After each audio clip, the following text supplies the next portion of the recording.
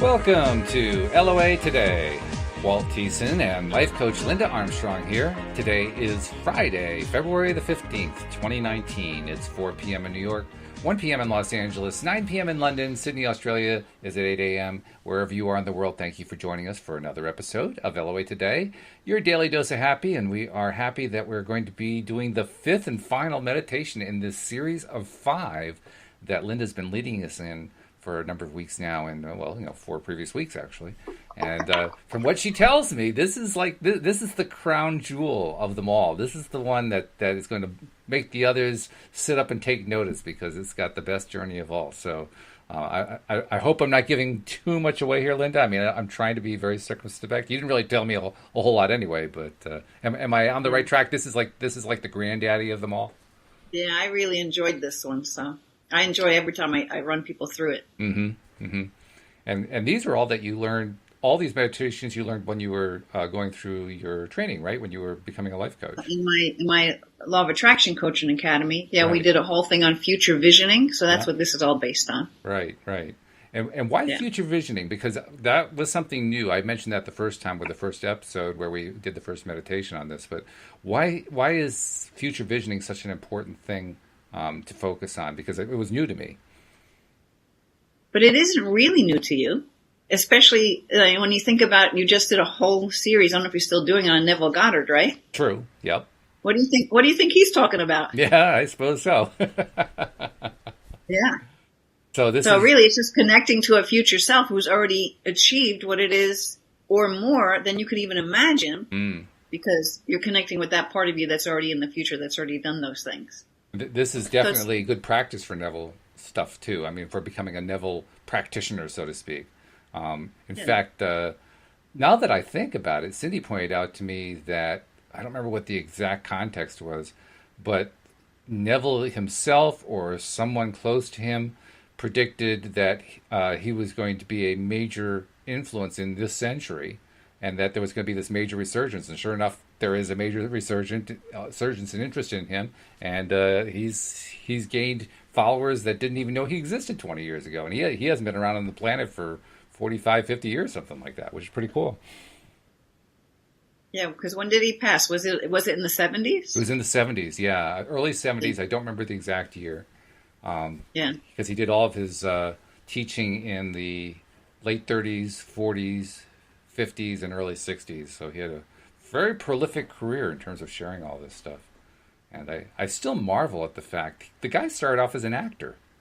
He was an actor in New York. Yeah, that's how he got going. And he was apparently very successful. He played a lot of successful roles. This was in the 1920s, I think. And was doing very well for himself. But he met his friend Abdullah. Abdullah kind of changed his whole direction just by telling him what he taught him about the nature of the universe and so forth. And Neville didn't even give it a second thought. He left that career behind and embarked on his lifelong career of being this teacher of what we call Law of Attraction. He didn't call it that. He had other labels for it, but he never called it Law of Attraction. He always referred to your wishes fulfilled, like it's already done. No, he didn't call it Law of Attraction, though, huh? Right. No, I've never seen that phrase. The closest I've seen is Law of Assumption, which is kind of close. It's not quite the same thing, but it's kind of close. Yeah. Yeah. And he has a number of other names that he uses to describe it. In fact, for those who are interested in Neville, Cindy Chavez and I, as Linda knows, have been doing a series about him for quite some time now. We are on, I believe, our 5th of the 10 or 11 books that Neville's done, and it's very insightful stuff. But it really helps to have somebody like Cindy Chavez to help me dissect it, because he takes a lot of biblical scripture and repeats it, but the meaning behind it is completely different from what your traditional churches teach. And the central blasphemy, if you will, that he teaches is that we are God. And there are a lot of churches that would have a little trouble swallowing that part. Yeah, but he's not the only one saying that. There's a lot of people talking about we're all aspects of God, because we are. That's right, yeah. And I agree. I think that is true. I like the fact that that is kind of taking hold. There are more and more people. I get amazed how many people are now believers in that way of thinking.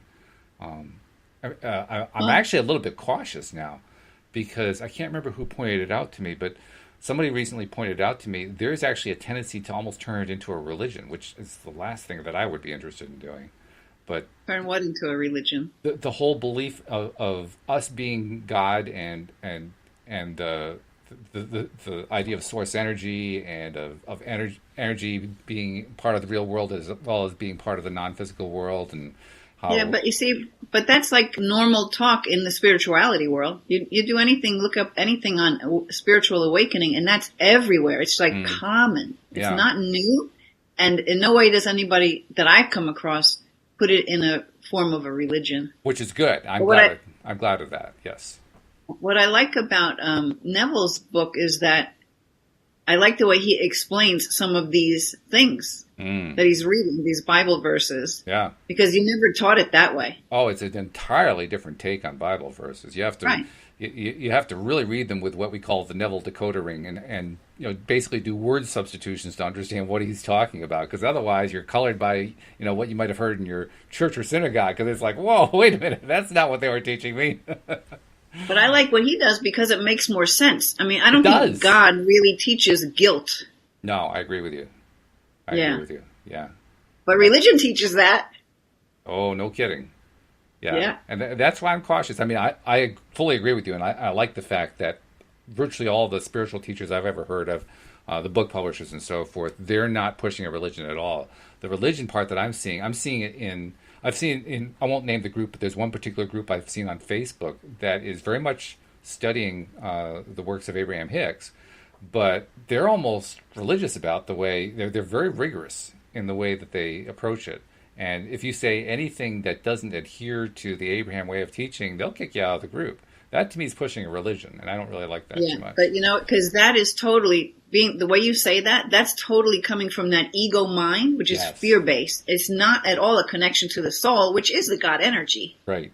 Yeah, that's true. Although they don't see it that way. Like if I saw that, I'd be like, okay, I'm not here. That's for sure. I actually dropped out of the group. I didn't want to be a part of it anymore. That's like it's like people who are going through hard times and all they want to do is talk about how tough their life is. Right. Yes. That's the same feeling. They just want to be around people who are miserable so that they can feel better about being freaking miserable. Yeah, that's right. It's an energy. Yeah. So you sensed that energy, I guess, when you saw that group and you're like, not a match.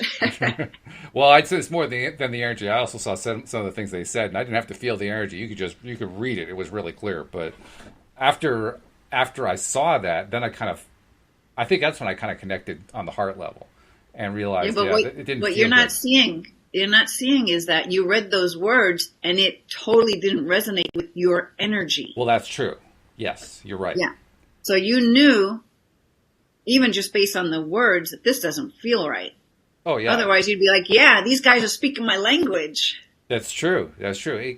And you're right. What I was reading just felt wrong. It just felt nasty. It felt uncomfortable, unpleasant. It felt really awful.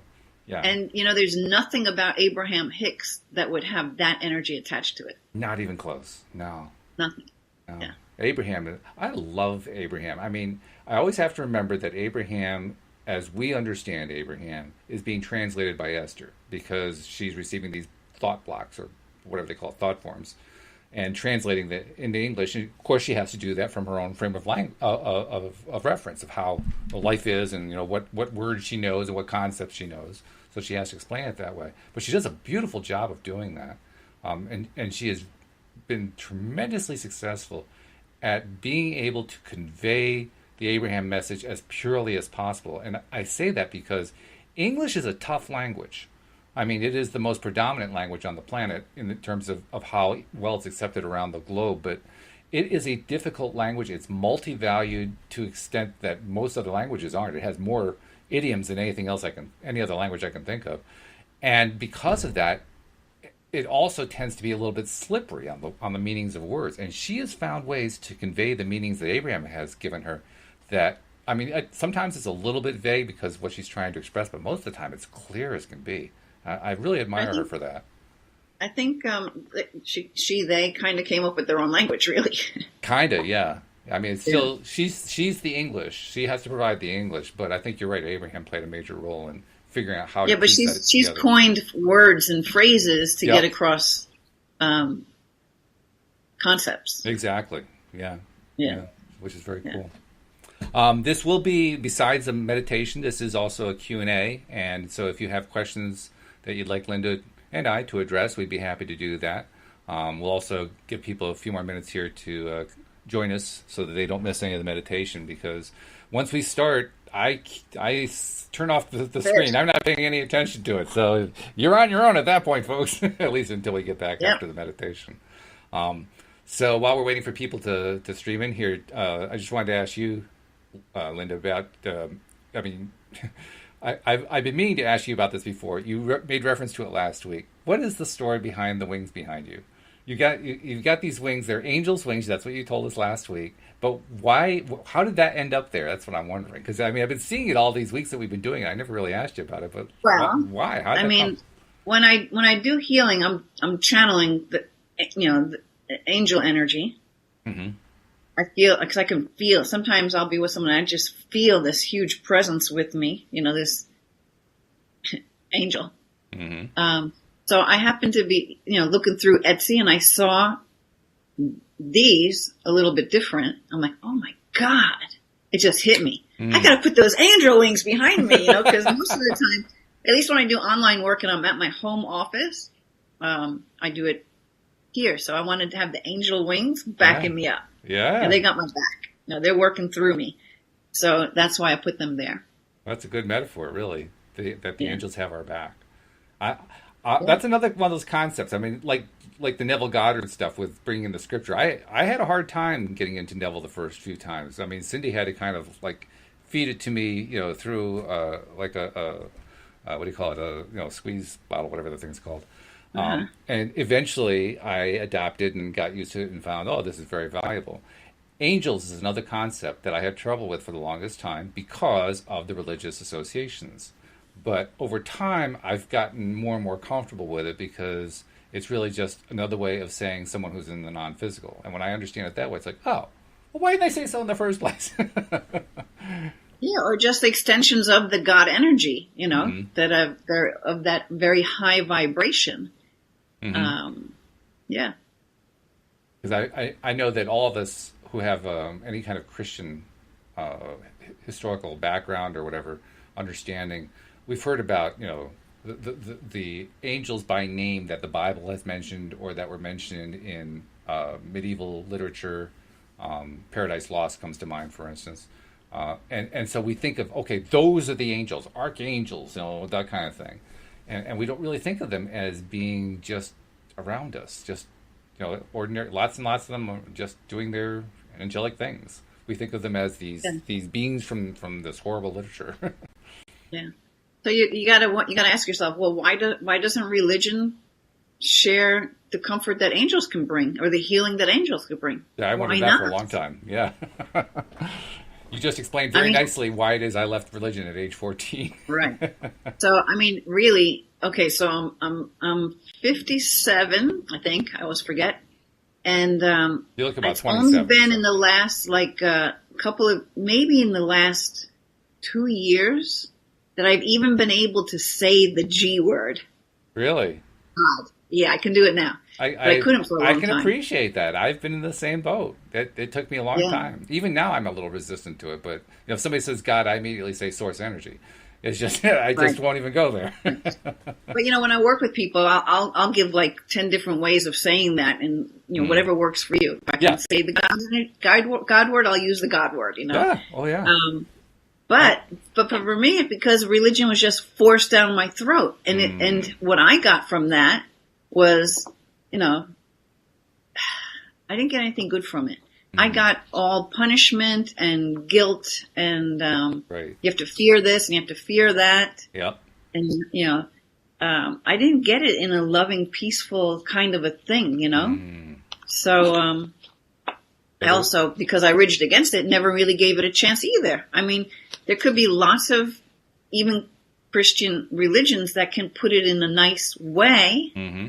I don't know about it. I'm sure it must exist. Oh, well, I know one exactly. And what's interesting about him is that his name is very similar to the name of one of my co-hosts. One of my co-hosts is Joel Elston, but there's Joel Osteen, who is a Christian TV preacher but very much law of attraction, and is kind of on the outskirts, on the outside where the church is concerned. I've heard him politely described as being Christian light, and more impolitely described in other ways that are ways I don't want to describe here on the podcast. But there are a lot of people within the leadership circles who look down their noses at Joel Osteen like there's something wrong with him. But and why? Why are they so threatened by bringing light to the world? Great question. I wish I knew the answer to that. Yeah, all I can say is that it threatens their preconceived way of looking at all this stuff, and that way is fear-based. I mean, that's just what it is. Because then you can't. How can you control us if we realize we have this power and we're connected to it all the time, and it can support us and lead us in everything we do? Yeah. Then you can't have that control factor. Yeah, that's right. Yeah, that's a central theme, that all salvation has to go through the church. And yeah. Right. I mean, I don't read the Bible. I don't know really. So that's why it's kind of neat to hear the way that Neville put some of these things out. Yeah. But it seems that, it's more of a political thing in the way the religions came and changed or interpreted things a certain way, so that they can control the masses. Right. Oh, yeah. And it very deliberately, At least in my mind. I could be wrong, but that's the way I see it. I think you're actually dead on, because despite my alienation from the church at a young age, I've still studied religions quite a bit since then. And just recently, I don't remember exactly why, but I was doing some research that had some relationship to the Catholic Church. And during my research, I discovered that divorce actually used to be very common after the birth of Christ for the first 10 centuries of the Catholic Church. It was very, very, very common, actually for the first 9 centuries. And then between the 9th and 10th century, they started cracking down on it. And the way they did it is they declared that divorce was a sin. And so therefore it had to be stopped, And by the end of the 10th century, it was virtually non-existent within the Catholic Church. Well, that was purely because they wanted to get more control over the flock, because the flock was going off in a direction that the church didn't have in mind, and that might actually be a threat to the church. So, well, you know what? We can even take that in another area too, in that there's a series called, and people can look it up if they're interested, it's called The Sacred Plant. And it's all about cannabis and how people are healing with cannabis oil and CBD oil and all of that kind of stuff. Mm-hmm. And the Bible makes reference to this plant and the healer that it is, right? But you can't patent that. So the Drug Association is what decided to put that whole campaign out, like what was it in the 60s, about how this is your brain on pot or whatever. Right. I don't remember what they were. But they made everybody believe how bad it is because you know what? You can't make any money off of it. That's right. Yeah. Yeah. It's true. So that's manipulating something so that it can control us. Right. Yep. In this case, so that we buy more synthetic drugs, man-made things, and not find the plants that can heal. Jeffrey made it a good comment. He says, when someone says God, I ask which one, or I add goddess. And I thought that was an interesting response to have. Yeah. There are lots of ways we can respond. I think the main thing, this is the most important one, and I've only come to this conclusion in the last few years. I think the most important thing is whatever's happening, no matter how vicious even that people get about their religious views, wherever possible and whenever possible, if we can respond in a loving way, it helps to dispel it. It helps to make it go away. And it's hard. I mean, especially for somebody like me who went through kind of a really rough time, but it's important. It's important to respect the fact that, hey, they're coming from a position of fear. That means they're afraid. They really are afraid. And, I don't necessarily condone what they're teaching, but nevertheless, if I can understand their fear, well, maybe I can be a little bit more understanding of how they got there. And in doing that, maybe I can put out more positive vibes that'll help them. Yeah. So that's about letting go of judgment. Everybody's here to live their life their way. And as long as you're not hurting anybody, right. You're entitled to believe what you believe. Yep. I agree. I think that's good. So let's see. We're about 20 minutes in. Why don't we get the meditation going, and then we can have a little chat afterward. All right. So, like I said, I'm not going to be paying any attention to the board, so you can comment all you want, but I ain't going to look at it for another half an hour. So. And now you can hear me okay, right? Yes, you're fine. So far, we're doing good with that? Yep. Okay. I've got all these crystals all over the place. I'm just moving them around. Oh, okay. Before we get started, All right. talk about how you use the crystals, because I don't think we've really talked about that. Well, crystals have energy, and you can use them for healing. Hmm. I don't stick so strictly to, because we could talk about crystals for a long time, but okay. All crystals have different properties and different things that they can help you with in your life, right? I tend to go with whatever crystals are drawing my attention. Those are the crystals I'll work with. I've worked with crystals you can kind of, because everything's energy, right? Mm-hmm. So the way I like to use crystals is that I program them with an intention. Okay. So they assist me in my manifesting because, I don't have it handy right now. I have this one particular stone crystal. Let me find it. It's over here. And I'll have to show it to you so you understand what I'm going to say. Okay. So you give them a function, right? So this crystal, this is a snakeskin agate. Wow. Very pretty. Very pretty. Right? Yeah. Now, the funny thing is, I'll go into a crystal shop. I have no intention of buying anything, and they'll know me there. I'm like, listen, I'm not buying anything today, right? But then I'm like, oh, let me hold that one. I have to hold that one. So, because the crystal will call you. So this crystal didn't let me leave the shop with it, and I just had to have it. So I'm like, I don't know, is it because it's like hippie looking, tie-dye-ish or what? Okay. Who knows? But you know what I programmed this one with? What? This one's programmed with my moving to Arizona. Oh, okay. Isn't that the perfect stone? It is, yeah. The coloring is right. It's all the colors from the Southwest. Arizona in a crystal. Absolutely. So that every time I don't even have to hold it. It's already programmed with my intention about my life in Arizona and my healing center and all this kind of stuff. But I could just, connect to it. I can just hold on to it. But the thing is, I've given it a job. So this one's function is to assist me in moving to Arizona. Okay. All right. So I've given other crystals jobs, and then they help to focus that energy in to already having the desire. And I learned about this even before I learned about law of attraction from a crystal shop in New York City. And they would tell me, I'd buy these crystals because I was so drawn to them. They'd say, tell me how to program it and how to work with it. You talk to it in present time.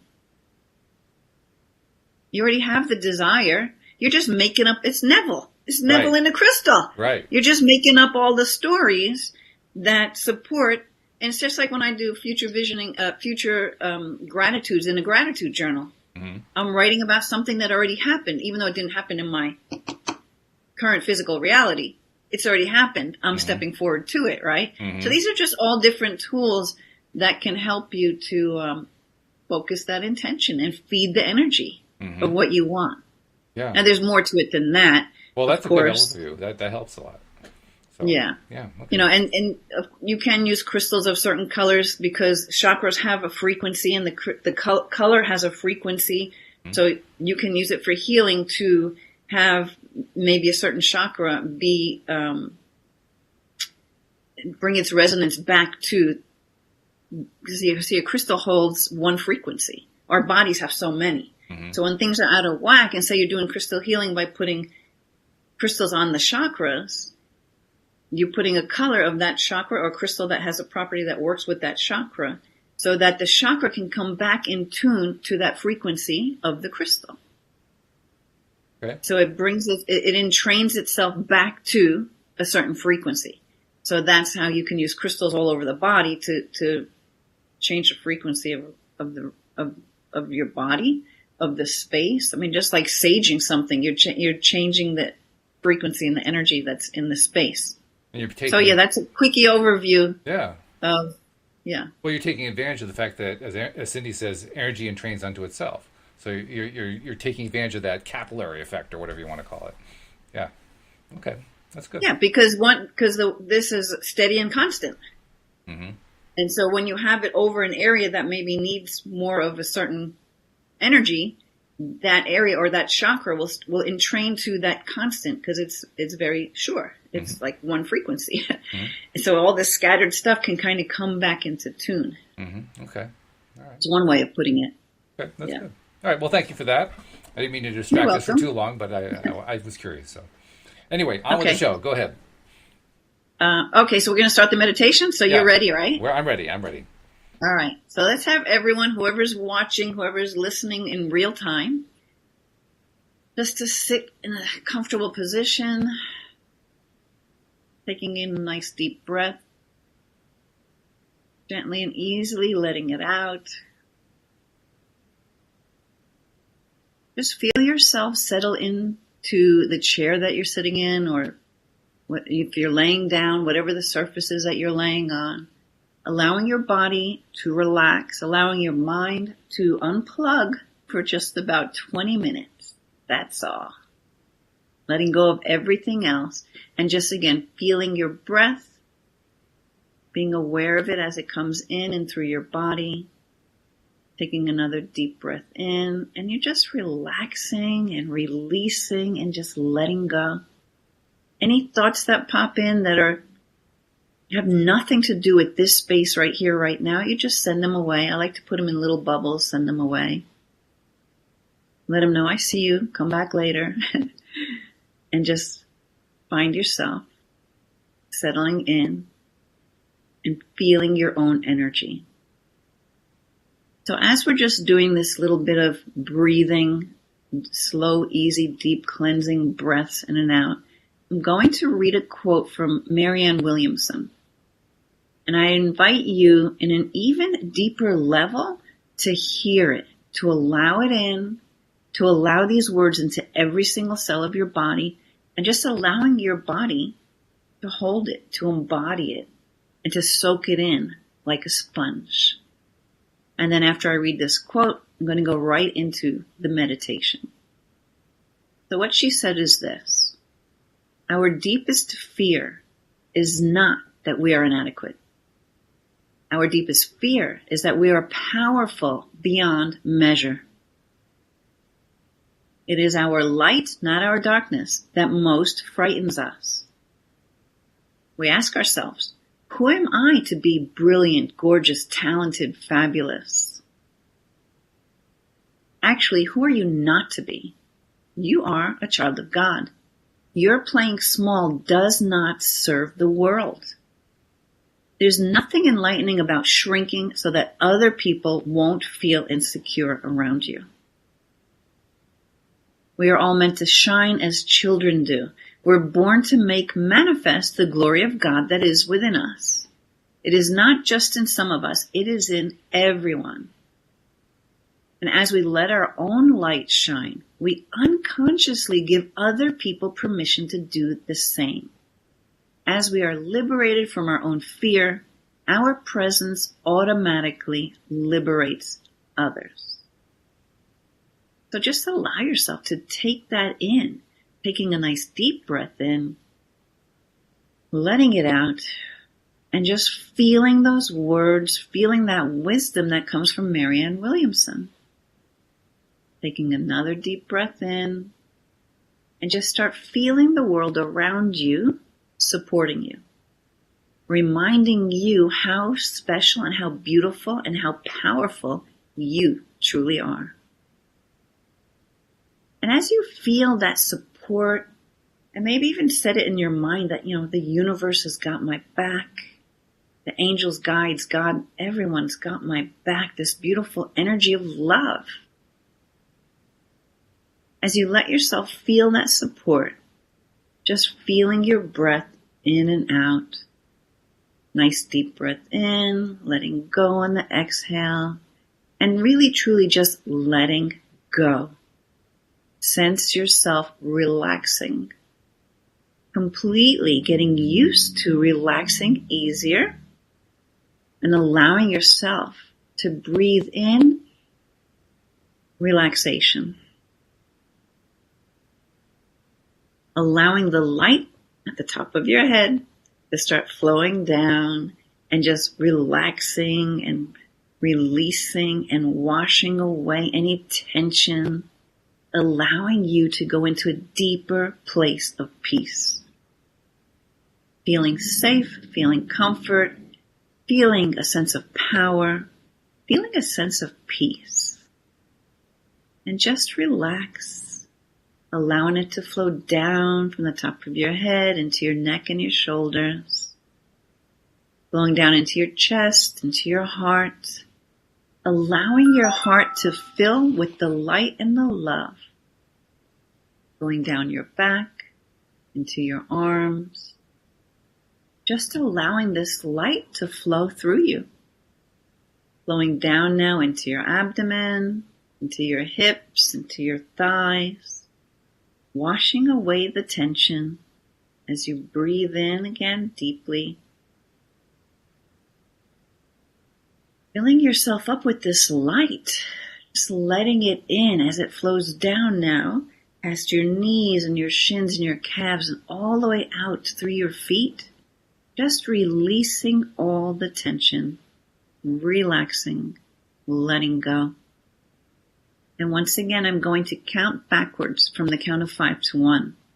And at the count of 1, go to that beautiful, safe place. That place in nature that is just right for you. So beginning at 5, drifting down deeper. 4, relaxing, letting go. 3, relaxing even more, easily, peacefully. 2, feeling the comfort.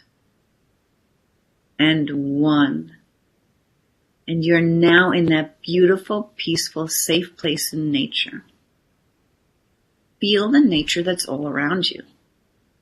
Observe and just notice the beautiful colors that are surrounding you.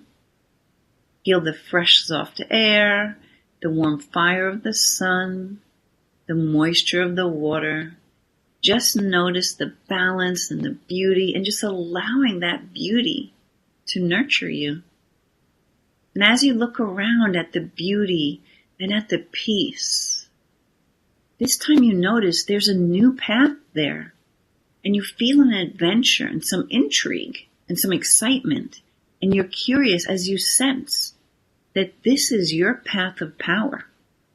A path for you to walk, to explore, to play, to practice, using your power, manifesting and creating and communing and imagining. And you just take a step or 2 or 3 down this path. And you start walking down this path.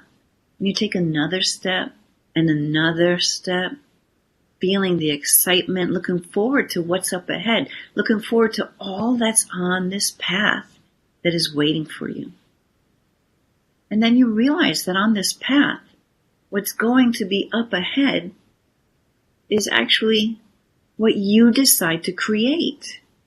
So as you walk along this path, you feel that sense of power and you feel that sense of glory of God that is within you, the glory of the goddess of who you are being, which is powerful.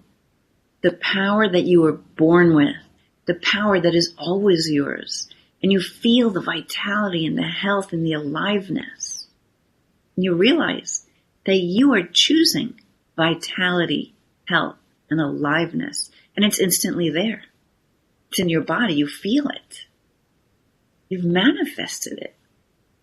Wow, that happens so quickly.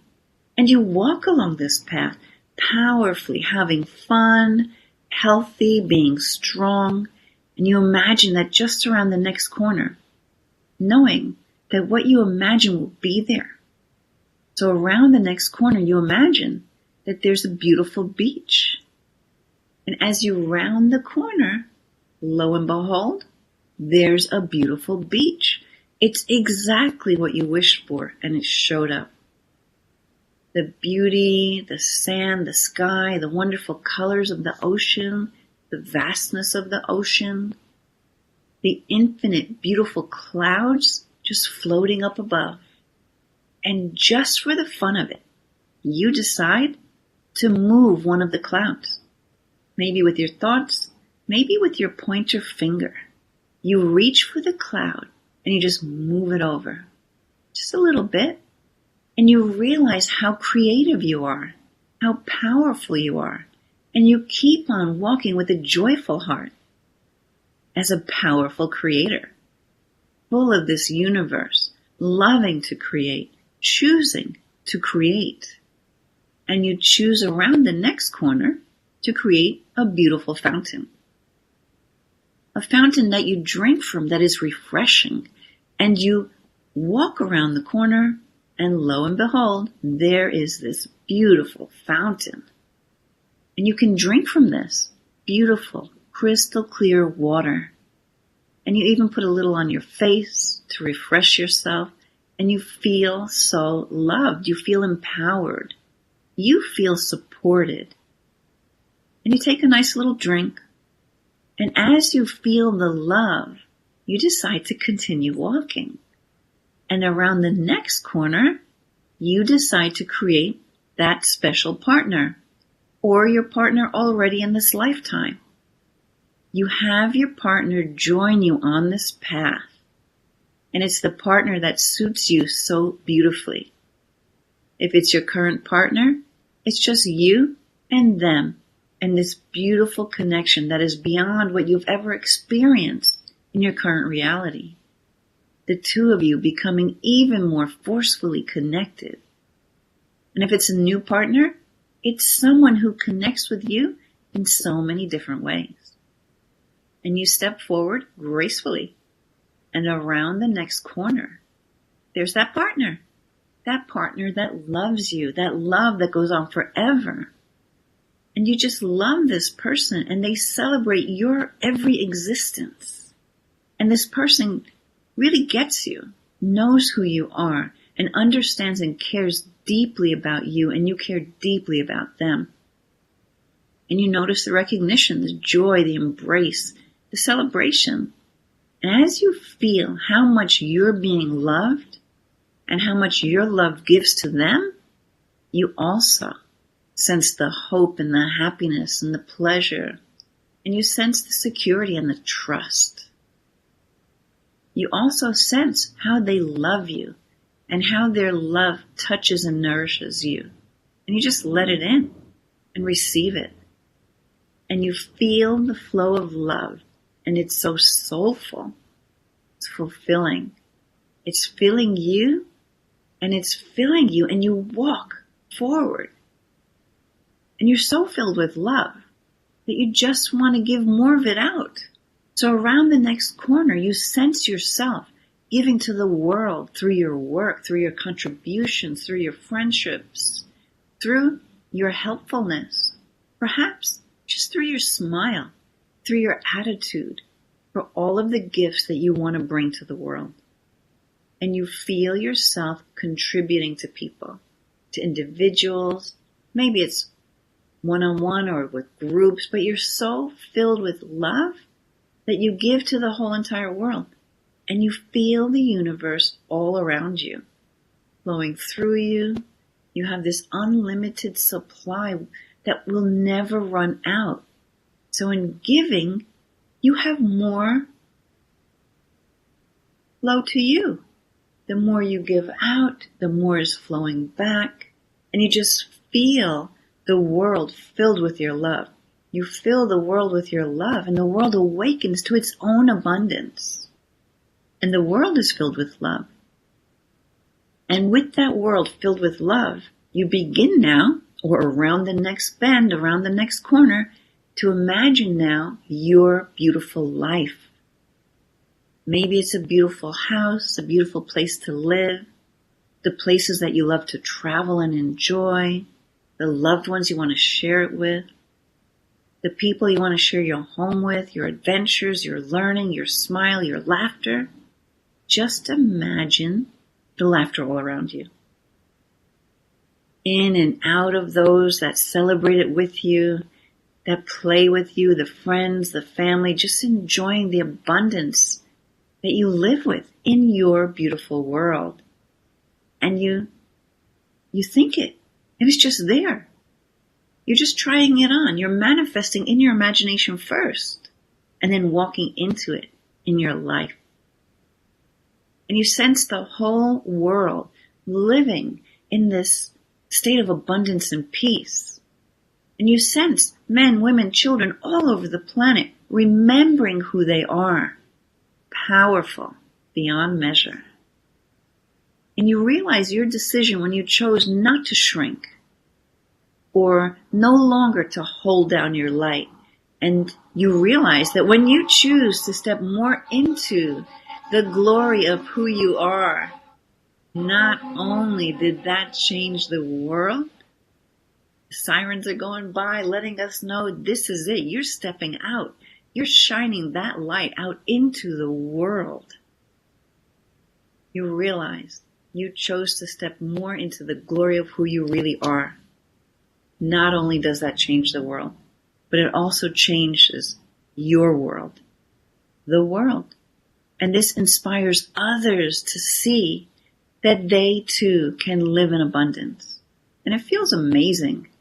You're a part of success, of the human journey, this loving experiment. You're part of it. And you're creating this journey, this adventure, and it serves you and all of those you come in contact with. And now just around the next corner, you dream and imagine a beautiful garden. There's a garden there that is filled with light and love. And as you walk into this garden, the fragrances, the colors, the reds, the oranges, the yellows, the beautiful greens, the blues, the indigos, the violets, all the beautiful colors are there. And you walk into this garden and you find a beautiful pool. And this pool is a pool of forgiveness. And as you stand by that pool of forgiveness, you invite the different aspects of you to come and join you, to love and to forgive. And now you invite that small child, that inner child within you, you invite them to come in, and you just embrace and hold them and invite now the adolescent to come in, the part of you that questions, that's a little curious, maybe a little rebellious. And again, now you're bringing in the adult you, that young adult, which is you starting out in life. And you invite the adult you as well, inviting all of them, all of these aspects of you into this beautiful garden. And you look at them and you see the beauty, you see the life, you see the love within them. And you also see the mistakes and the way that they chose to play small, the things that they forgot, the things they didn't remember, the things that they didn't know, the way that they hurt themselves and the way that they hurt others. And in front of this pool, you create a bonfire, huge bonfire. And one by one, you take those hurts and you throw them into the fire. You take those burdens, the weight, the pain, the sadness, the loneliness, the anger, the resentment, self-sabotage, and you just lift it. You lift it from that little child, and you take all of it and you just throw it into the bonfire. And it doesn't have to happen slowly. It can happen very quickly. Everything in the universe is energy. So as you release this, you release the energy from that inner child. And you're putting it into that bonfire. And now you do the same with the adolescent. You take their anger, you take their sadness, you take their confusion, the rigidity of all of that, and you ask them to just give it up, to move it out. And you get them to just get them out of their self-sabotage. You take away their self-sabotage. You take away that resentment, their hopelessness, their fear, the manipulation and the control, and you just move it all entirely. And you feel the light, the truth of their life as you lift and forgive, placing all of those burdens in that bonfire. And the fire grows and it consumes. And now the young adult who made some good life choices, perhaps some not so good life choices, you take away from them all the guilt, all the pain, all the shame, all the fear, and they release it. And they allow you to move it out of their energy field and once again place it onto that fire. And the adult that made some bad choices. You lift all the reasoning, all the self-sabotage, all the anger, all the shame, all the reasons for the bad choices, the manipulation, the control, and you just lift all of those reasons now, and you just toss those into the fire. And then looking at these beautiful beings now, filled with light and love. There's so much love for them that you cannot not love them. Their beauty is undeniable. And you love them in so many ways, particularly in forgiving. And forgiveness is that special love that erases the pain, that erases the guilt, and that says, it's okay. Even though there were mistakes made, conscious or unconscious, it's okay. They're still lovable. And you love them, and you forgive them. And now you take the child with you, and you lead that little child into the pool of forgiveness. And you step into that pool of forgiveness with your inner child, into that liquid love, that liquid light. And you feel the light flowing into you, and you feel the vitality, the energy, and the enthusiasm, passion, and the love just filling you up. And you watch this child splash and play. And he or she comes alive and enjoys and splashes and plays. And all of a sudden, the adolescent jumps in. And the passionate adolescent jumps into the pool, splashes everyone.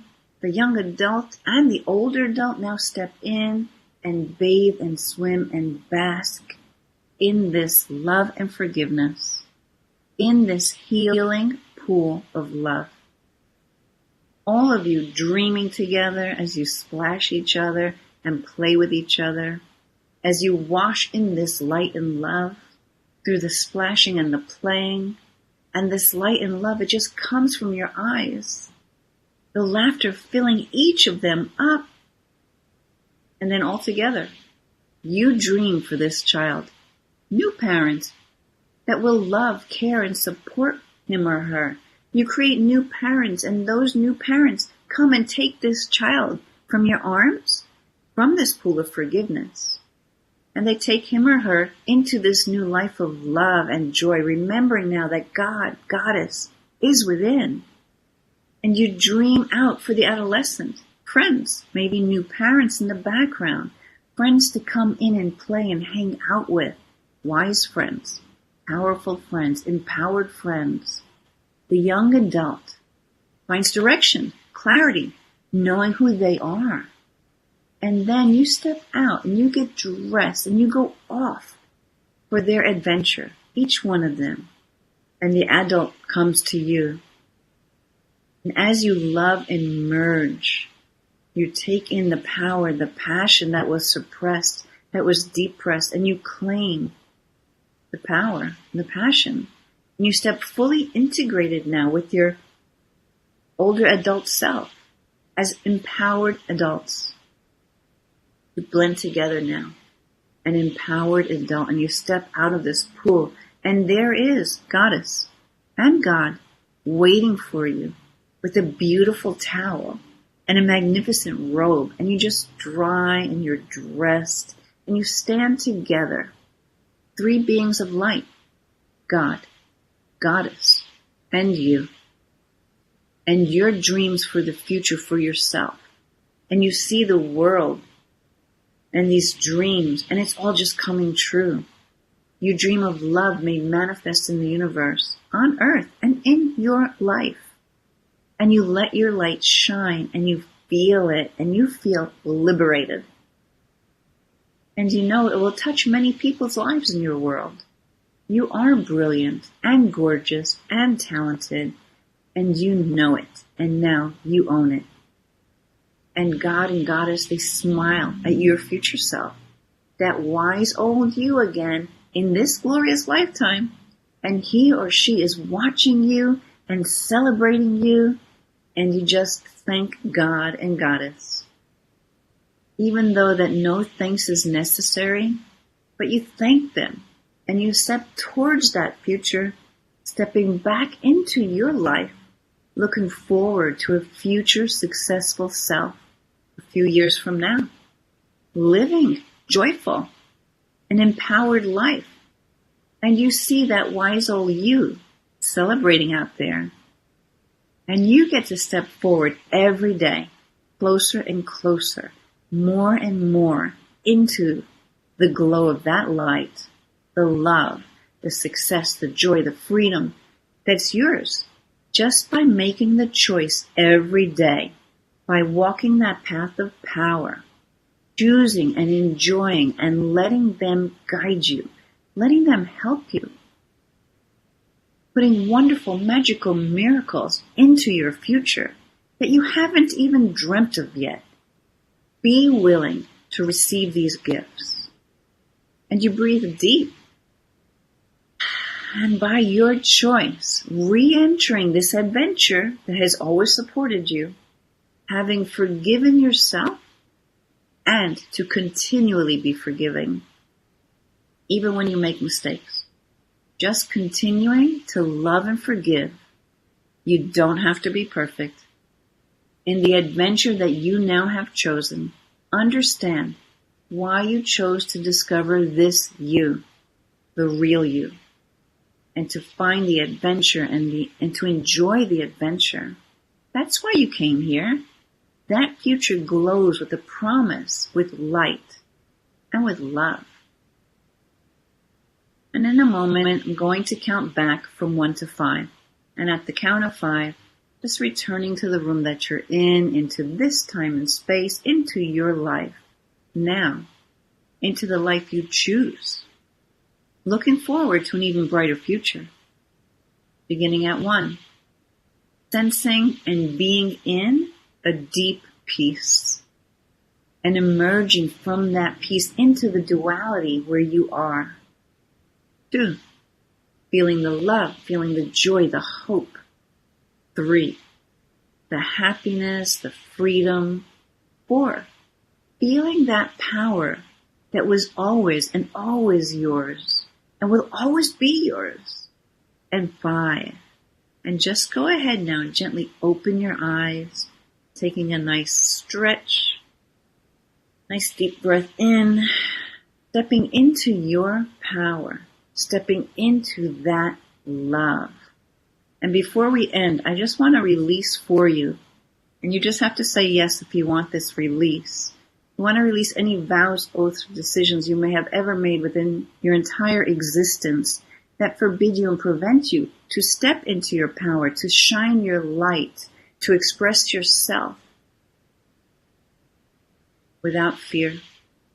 Just allowing yourself to be in that space, letting go of anything, any beliefs, any old experiences, any traumas, letting go of all the energy cords connected to any of those experiences, really fully clearing your energy field and allowing yourself to really fully express your truth, the light and the love that you are. And so I also just want to download for you what it feels like actually be in that place of power, that pure love and light of your soul, and to easily, effortlessly express it in the world. Yeah. So you can just maybe open your eyes and really bring yourself back, stretch a little bit more. Allowing yourself to feel that, oh boy, I hope that we didn't go, I hope you can still hear me. I think we're frozen. Oh, Wow. we're hearing you fine. Okay, good, because my screen is totally frozen. I hope you got all of that. I wasn't watching the screen, so I didn't know. Fortunately, the video does tend to work under almost any circumstances, so we'll just assume that it did. Okay, great. So, like right now, I am still like so floating in this energy, like it's so expanded. So I'm just holding that space for anyone who really has either been with us already in person on the live call, and all those who enter later on, because there's no time and space. So whatever we're doing right now, as long as you're participating, you're feeling the effect of it. I sure am. Oof. Yeah.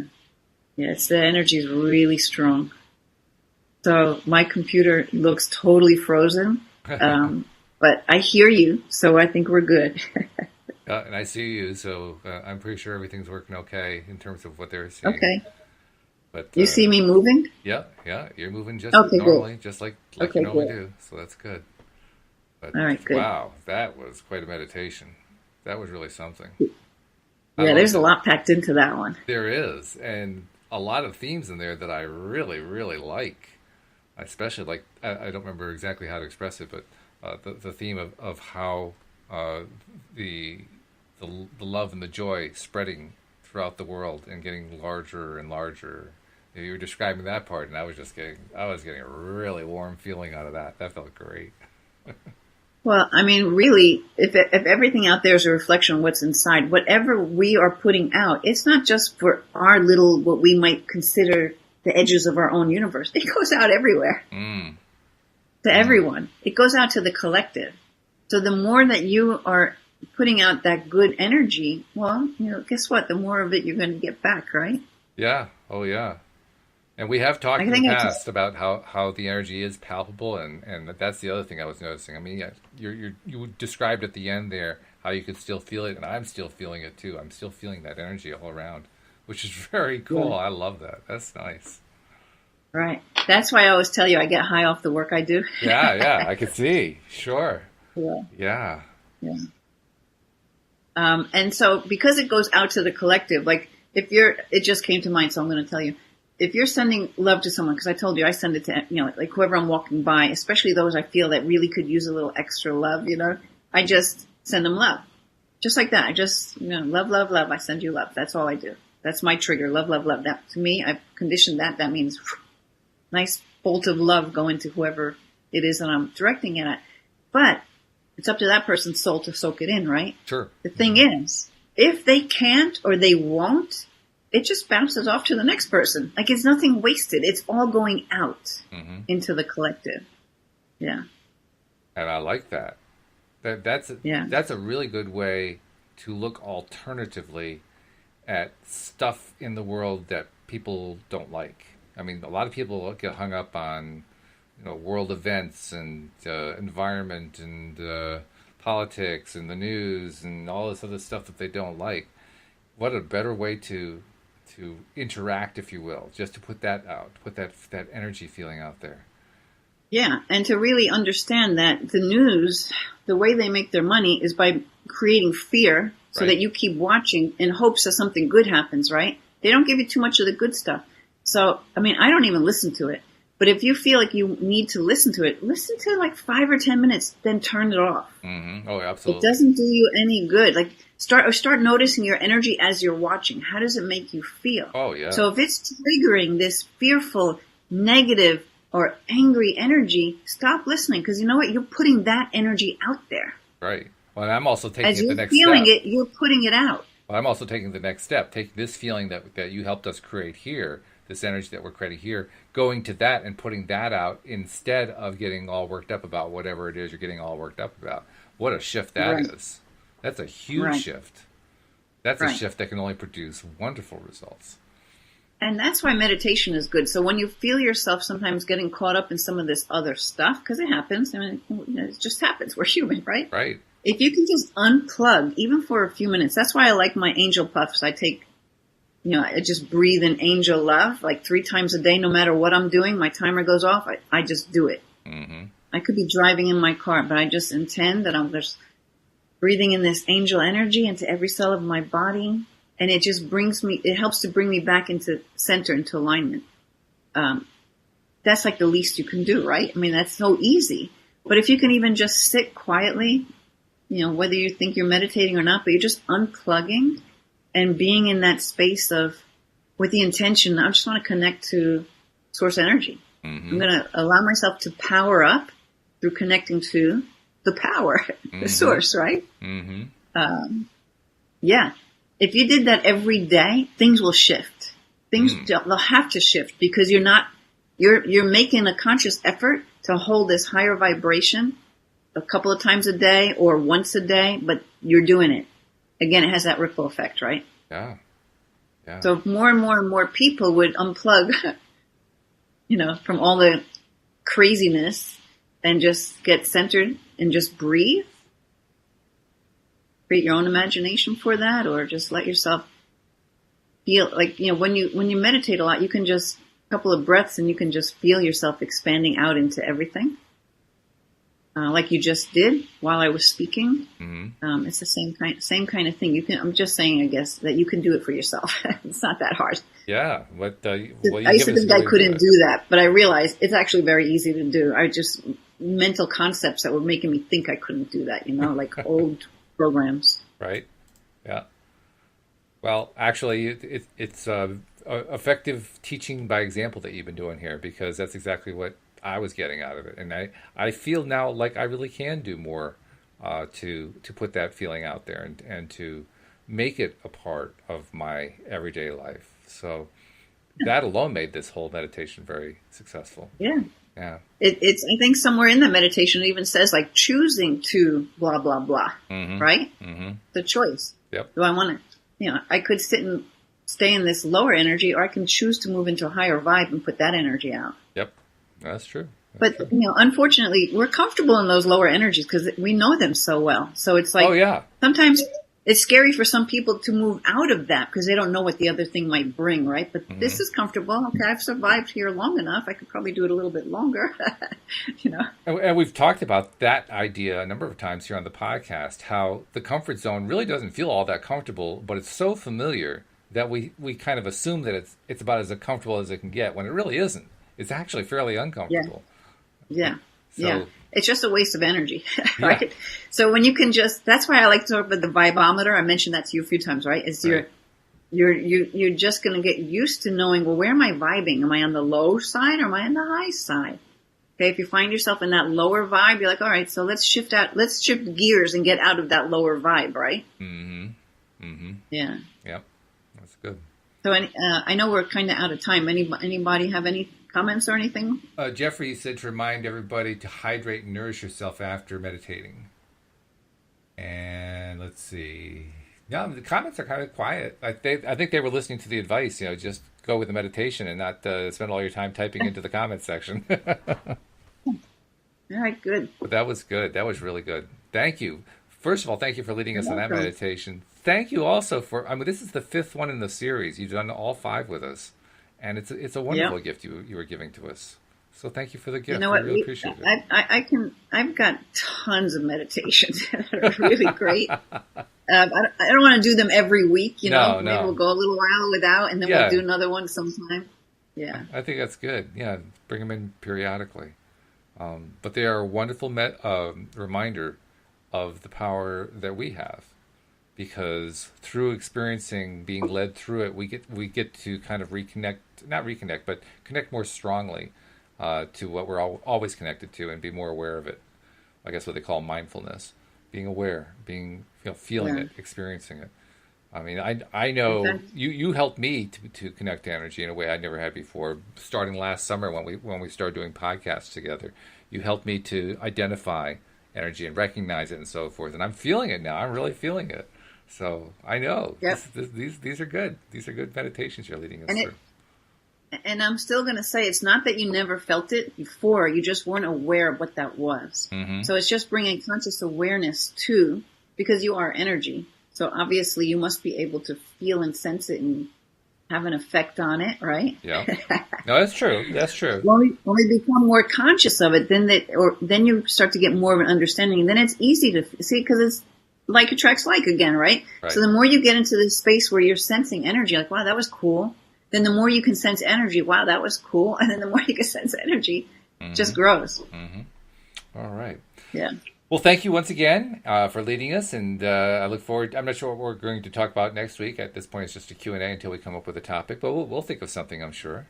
And I hope you have a wonderful weekend and a happy week. And we'll touch base again next Friday. So I'm looking forward to that. Okay, great. All right. Thanks. And bye, everybody. Thank you to everybody else. We'll see you next time here on LOA Today. Goodbye, everybody.